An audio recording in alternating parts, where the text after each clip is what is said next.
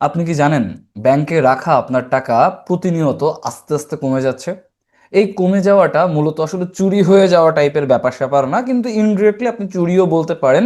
Actually একটা এখানে শুভঙ্করের ফাঁকি আছে, সেটাকে মূলত বলা হয় ইনফ্লেশন। আমরা ব্যাংকে টাকা রাখি, মনে করি ব্যাংক তো আমাকে মোটামুটি একটা ভালো ইন্টারেস্ট দিচ্ছে, এবং এই টাকা দিয়ে ব্যাংক হয়তো বা আমাকে 7 8 10 বছর পরে টাকাটা ডাবল করে দিবে। কিন্তু আপনি জানলে অবাক হবেন, মোটামুটি 8 বছরের ডিউরেশনে আপনার টাকার মান সবসময় অর্ধেক হয়ে যায়। অর্থাৎ 8 বছর আগে আপনি যে টাকা দিয়ে যে পরিমাণ জিনিস পেতেন, 8 বছর পরে এসে ওই একই টাকা দিয়ে আগের তুলনায় অর্ধেক জিনিস পাবেন। এই যে টাকার মানটা অর্ধেক হয়ে গেল, টাকাটা আপনি দেখছেন সেম, কিন্তু টাকার মানটা কমে যাচ্ছে। অর্থাৎ ব্যাংক যদি আপনাকে দেখায় যে আপনার কাছে 2 লাখ টাকা আছে, হয়তোবা ওই টাকা দিয়ে আপনি 1.5 লাখ টাকা জিনিসপত্র কিনতে পারবেন, বা 1 লাখ টাকার জিনিসপত্র কিনতে পারবেন, যেভাবে টাকা রেখেছিলেন সেইভাবে হিসাব করলে। তাই ব্যাংকে টাকা রাখা আসলে খুব একটা বেশি বুদ্ধিমানের কাজ না। এখন তাহলে প্রশ্ন জাগতেই পারে যে ব্যাংকে যদি আমি টাকা না রাখি তাহলে টাকাটা রাখবো কোথায়, আর কোথায় সেফ অপশন আছে? চলেন আজকে আমি আপনাদেরকে ব্যাংকের পরিবর্তে এমন 4টা সেফ অপশন সম্পর্কে বলবো, যেখানে টাকা রাখলে আপনার টাকা তো কমবে না, বরং বাড়বে, এবং সেটা আপনার জন্য পরবর্তীতে একটা অ্যাসেট তৈরি করতে আপনাকে হেল্প করবে। চলেন একে একে আমরা সেই 4টা অপশন সম্পর্কে জানি। প্রথম অ্যাসেট, রিয়েল এস্টেট বা জমি। আপনারা খেয়াল করে দেখবেন, এখান থেকে 10 বছর আগে যে কোনো জায়গার জমির দাম যদি 5 লাখ টাকা থেকে থাকে, 10 বছর পরে সে আজকে সেই জমির দাম হয়ে গেছে 50 লাখ টাকা, এবং সেটা শুধুমাত্র জমি কিনে ফেলে রাখলেই হয়। সেখানে এক্সট্রা কোনো কিছু করাও লাগে না। জাস্ট জমি কিনে আপনি ফেলে রাখছেন, তাতেই আপনার টাকার মান প্রায় 10 গুণ বেড়ে যাচ্ছে। ব্যাংকে টাকা রাখলে কি আপনার টাকার মান 10 গুণ বাড়ে? বাড়বে কত? দ্বিগুণ। কিন্তু আলটিমেটলি যে টাকাটা হচ্ছে দ্বিগুণ টাকা, সেটার মান তো কমে যায়। তাহলে দেখেন, আপনি যদি আপনার টাকাটা ব্যাংকে না রেখে সেই টাকা দিয়ে আস্তে আস্তে টাকা জমিয়ে আপনি যদি বড় অঙ্কের টাকা নিয়ে জমিতে ইনভেস্ট করেন, সেটা লং রানে আপনার জন্য অনেক বেনিফিট এনে দেয়। এবার একটা জমি থাকলে সেই জমি থেকে কিন্তু আপনার টাকার মান বাড়ছে সেইটা না, ওটাকে আপনি নিয়মিত একটা আয় রোজগারের অপশন হিসেবেও তৈরি করতে পারেন। কিভাবে? আপনি চাইলে জমিটা লিজে দিয়ে দিতে পারেন, তাহলে একটা ইনকাম আসবে। আপনি চাইলে সেই জমিতে দোকানপাট তৈরি করে ভাড়া দিতে পারেন, ভাড়া পাবেন। আপনি চাইলে বাড়ি তৈরি করে সেখানেও আপনি ভাড়া দিতে পারেন, সেখান থেকে আপনি একটা ভাড়া পাচ্ছেন, একটা প্যাসিভ ইনকাম হচ্ছে। আপনি চাইলে সেই জমিতে চাষাবাদ করতে পারেন, সেখান থেকে আপনার ইনকাম হবে। সুতরাং একটা জমি থাকলে আপনি কিন্তু তাকে মাল্টিপল ওয়েতে মনিটাইজ করতে পারেন।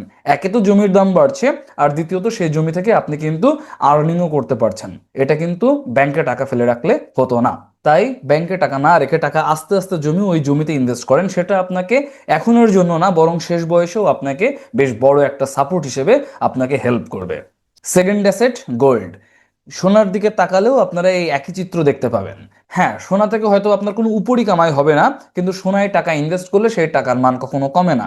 আপনি ব্যাংকে যে টাকা ফেলে রাখছেন, টাকার মান তো দিনে দিনে কমে যাচ্ছে, কিন্তু গোল্ডে যদি টাকা আপনি ইনভেস্ট করেন, খেয়াল করে দেখবেন যে গোল্ডের দাম কিন্তু সব সময় বাড়ে। ইতিহাস সাক্ষী, গোল্ডের দাম সব সময় বাড়ে। আপনি বলতে পারেন যে 2012 সালে তো একবার দেখেছিলাম গোল্ডের দাম কমে গিয়েছিল। অ্যাকচুয়ালি গোল্ডের দাম যদি 5,000 কমে, পরবর্তীতে দেখা যায় যে 25,000 বেড়ে গিয়েছে। সুতরাং ওই কমে যাওয়ার অ্যামাউন্টটাকে আমরা ঠিক কমে যাওয়া বলতে পারি না। আপনি 2 5 দিনের হিসেবে তো আর ইনভেস্ট করছেন না, আপনি ইনভেস্ট করছেন একটা লম্বা সময়ের হিসাবে। আপনি যখন এই লম্বা সময়ের হিসেবে একটা ইনভেস্ট করবেন, গোল্ডও আপনার জন্য মোটামুটি বেশ একটা দারুণ ইনভেস্টমেন্ট, যদি আপনি প্রপারলি সুন্দরভাবে বুঝে শুনে করতে পারেন তো। এবং গোল্ডে ইনভেস্ট করা যে কারোর জন্য, যে কোনো সময়ের জন্য, সারা পৃথিবীতে যে কোনো টাইমে সেফ অপশন। আপনার কাছে গোল্ড আছে, আপনি সারা পৃথিবীর যেখানে যান সমপরিমাণ টাকা পাবেন, কিন্তু অন্য কোনো কিছুতে আপনি কিন্তু সমপরিমাণ টাকা পাবেন না। এটা একটা অ্যাপ্রিসিয়েটিং অ্যাসেট, অর্থাৎ দিন দিন এটার ভ্যালু বাড়ে। তো সেই জায়গা থেকে আপনারা যারা অল্প অল্প করে, যারা বড় অ্যামাউন্ট ইনভেস্ট করতে চাচ্ছেন, তারা জমিতে ইনভেস্ট করতে পারেন। যাদের পক্ষে একবারে বড় অ্যামাউন্ট ইনভেস্ট করা পসিবল হচ্ছে না, তারা ছোট ছোট করে গোল্ডে ইনভেস্ট করতে পারেন। সেটাও কিন্তু আপনার ওই টাকার মানটা না কমিয়ে বরং অনেক অনেক অনেকাংশে বাড়িয়ে দিবে। Asset number 3, share market. আপনি বলতেই পারেন শেয়ার মার্কেট, শেয়ার মার্কেটে টাকা রেখে তো দেখেছি কত মানুষ নিঃস্ব হয়ে গিয়েছে। শেয়ার মার্কেট তো জুয়ার মতো, শেয়ার মার্কেটে তো আসলে খুব একটা লাভ হয় না। আমি দেখেছি এই তমুক মানুষ, সে আসলে শেয়ার মার্কেটটাকে ধসে গিয়েছে। অ্যাকচুয়ালি এখানে আপনাকে বুঝতে হবে শেয়ার মার্কেট বলতে আপনি আসলে ঠিক কিভাবে ইনভেস্টমেন্টটাকে বোঝাচ্ছেন। শেয়ার মার্কেটে যদি আপনি টাকা রাখতে চান, এমনভাবে টাকা রাখতে হবে নেক্সট 20 বছরে আপনি ওই টাকার দিকে তাকাবেন না, এবং এমন কোম্পানিগুলোতে আপনি ইনভেস্ট করবেন যে কোম্পানিগুলোতে আসলেই ভবিষ্যতে বেশ ভালোই পটেনশিয়াল আছে এবং বর্তমানেও ভালো করছে।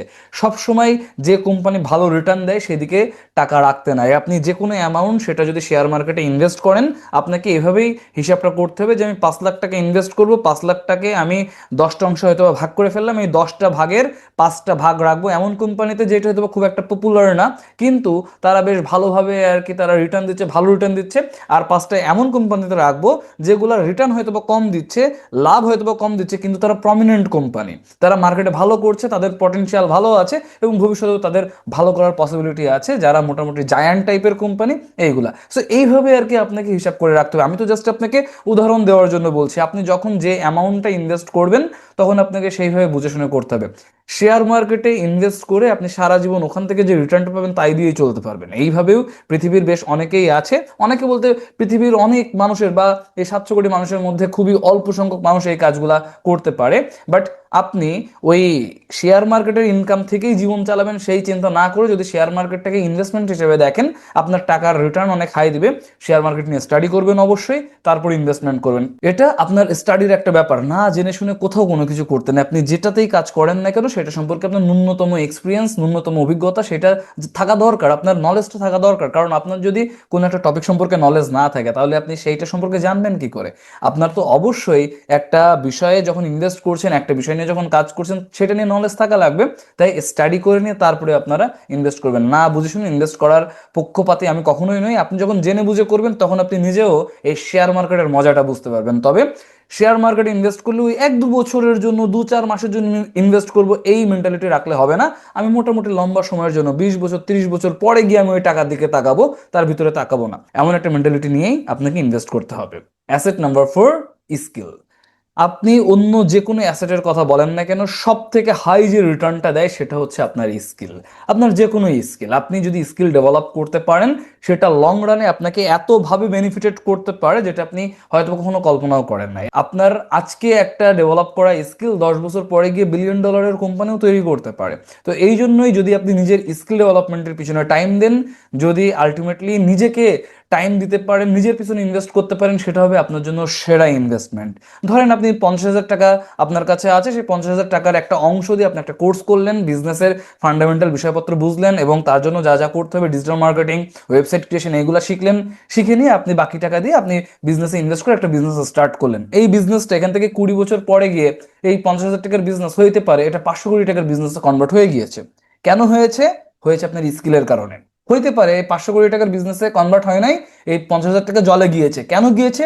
সেটাও আপনার স্কিলের কারণে। আপনার যদি স্কিল না থাকে তাহলে ভাই টাকাটা জলে যাবে। আপনার যদি স্কিল থাকে আপনি সেই 50,000 থেকে 5 লাখ বানাইতে পারবেন, 5 লাখকে 50 লাখ বানাইতে পারবেন, 50 লাখকে 5 কোটি বানাইতে পারবেন। তার জন্য আপনার স্কিলটা থাকতে হবে। তাই যদি নিজের স্কিলটাকে ডেভেলপ করতে পারেন, যেখানেই সমস্যায় পড়বেন ওই সমস্যার কথা চিন্তা করে মাথা ছিঁড়ে লাভ নাই, সমাধানটা খুঁজেন। পৃথিবীর প্রত্যেকটা প্রবলেমের এক একটা সলিউশন আছে, প্রত্যেকটা প্রবলেমের সলিউশন আছে। যেমন একটা তালা হইলে তার চাবি mandatory, at the same time সৃষ্টিকর্তা এটা তৈরি করে দিয়েছেন, প্রবলেম হইলে তার একটা সলিউশন রেখেছেন। তাই ওই প্রবলেমে পড়লে প্রবলেমের জন্য মাথা না চুলকিয়ে, মাথা চুল না ছেড়ে আপনি সমাধানটা খুঁজেন। যখনই আপনি সমাধানের রাস্তাটা পেয়ে যাবেন তখন দেখবেন আপনি একেবারে হু করে সামনের দিকে এগিয়ে যাচ্ছেন, আপনাকে কে আবার আটকাতে পারছেন। অ্যাকচুয়ালি তারাই পিছিয়ে পড়ে যারা সমস্যা এলে ওই মাথার চুল ছেঁড়া শুরু করে এবং টেনশনে সবকিছু আওড়াইয়ে যায়। সো যদি আপনার সামনে সমস্যা আসে তাহলে সেটা সমাধান খুঁজে বের করেন, আপনার নিজের স্কিলটাকে ডেভেলপ করেন। আপনার স্কিলের খামতি ছিল সেটা জেনে বুঝে নিয়েই আপনি তারপরে নতুন করে স্কিলটাকে ডেভেলপ করে আপনি সামনের দিকে এগিয়ে চলেন, দেখবেন অনেক ভালো করতে পারছেন।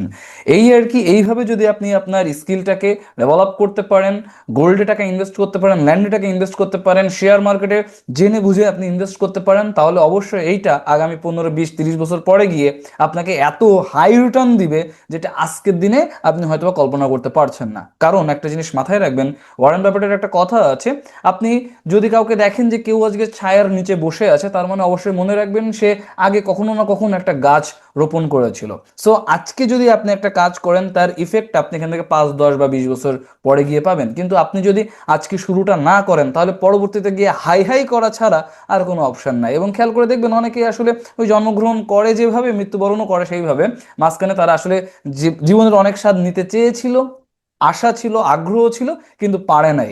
আশা, আগ্রহ, আকাঙ্ক্ষা যাই থাকুক না কেন সেটাকে বাস্তবায়ন করতে হলে আপনার পরিশ্রম, ডেডিকেশন এবং স্মার্ট চিন্তা ভাবনাই আপনাকে হেল্প করবে। তো সেই চিন্তা ভাবনা আজ থেকেই শুরু হোক। অনেক তো হলো, এখন থেকে শুরু করেন। ভালো থাকেন সবাই, দেখা হবে পরবর্তী কোনো ভিডিওতে। আজকের মতো বিদায় নিচ্ছি, টাটা।